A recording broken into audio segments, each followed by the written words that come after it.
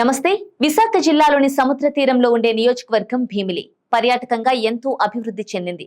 Real estate రంగంతో పాటు software కంపెనీలు, ఉన్నత విద్యా సంస్థలకు కేంద్రంగా ఉంటుంది. భీమిలి, ఆనందపురం, పద్మనాభంతో పాటుగా విశాఖ రూరల్ మండలంలో కొంత భాగం ఈ నియోజకవర్గం పరిధిలో ఉంది.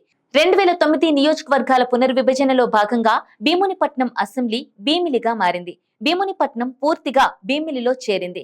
పెందుర్తి నుంచి విశాఖపట్నం రూరల్ మండలం కొత్తగా వచ్చి చేరింది. విజయనగరం రాజాగా ప్రసిద్ధిగాంచిన పివిజి రాజు ఇక్కడి నుంచి 3 సార్లు విజయం సాధించారు. మరో 3 సార్లు విజయనగరం నుంచి ఎన్నికయ్యారు. ఆయన కుమారుడు ఆనంద గజపతిరాజు ఒక్కసారి గెలవగలిగారు.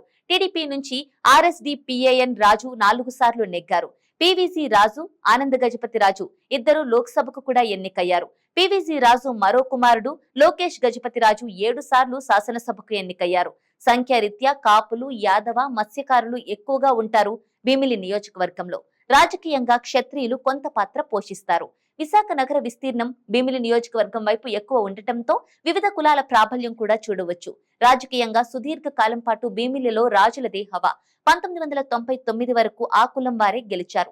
కానీ గడిచిన 4 ఎన్నికల్లో కాపులు సత్తా చాటుతున్నారు. ప్రస్తుతం కాపులదే ఇక్కడ హవా. రాష్ట్ర విభజన తర్వాత ఈ నియోజకవర్గం నుంచి గెలిచిన 2 ఎమ్మెల్యేలు 2 వరుస ప్రభుత్వాలలో మంత్రులుగా ఉన్నారు. భీమిలి ప్రాధాన్యతను ఇది చాటుతోంది.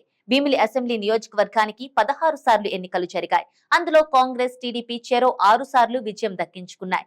ఇండిపెండెంట్ ఒకసారి విజయం సాధించారు. ప్రజా సోషలిస్టు పార్టీతో పాటు ప్రజారాజ్యం పార్టీ కూడా ఇక్కడ గెలిచింది. రాజులు 11 సార్లు, కాపులు 5 సార్లు గెలిచారు. 2019లో వైసీపీని విజయం వరించింది. 2004 నుంచి 4 సార్లు ఎన్నికల్లో 4 పార్టీలను ఆదరించడం భీమిలి వాసుల ప్రత్యేకత.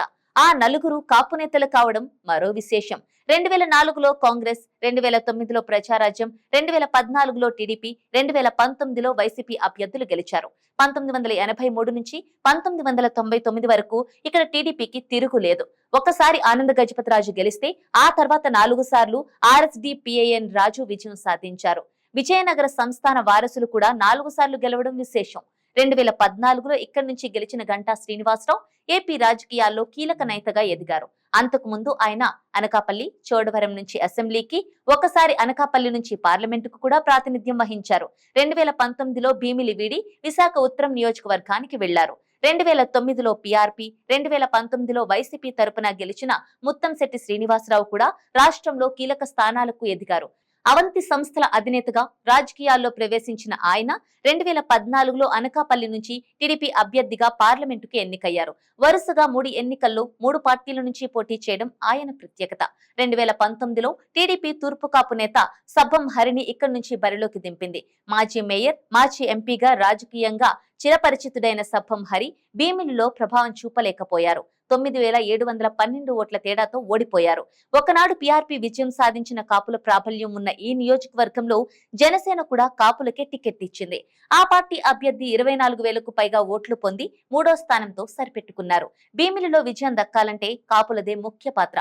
వారి అండదండలే ఏ పార్టీకైనా ఉపయోగపడతాయి. యాదవ, మత్స్యకార కులాలతో కలిపి బీసీ ఓటర్లు కూడా ప్రబలంగా ఉన్నారు. కానీ రాజకీయ పలుకుబడి స్వల్పమే. రాజుల ప్రాబల్యం రాను రాను తగ్గిపోతోంది. ప్రస్తుతం సిట్టింగ్ ఎమ్మెల్యేగా ఉన్న అవంతి శ్రీనివాస్ను పార్టీలో అంతర్గత విభేదాలు, నేతల మధ్య సమన్వయం లేకపోవడం టెన్షన్ పెడుతున్నాయి. మరోసారి ఆయన పోటీ చేసేందుకు ప్రయత్నాలు చేస్తుండగా వైసీపీ అధిష్టానం మాత్రం మరింత బలమైన నాయకుడి కోసం అన్వేషిస్తున్నట్లు తెలుస్తోంది. భీమిలిలో నాయకత్వ పరంగా టీడీపీ వీక్ గా కనిపిస్తోంది. మండల స్థాయి లీడర్ను ఇన్ఛార్జ్ గా నియమించగా కేడర్ చెల్లాచెదురు అయింది.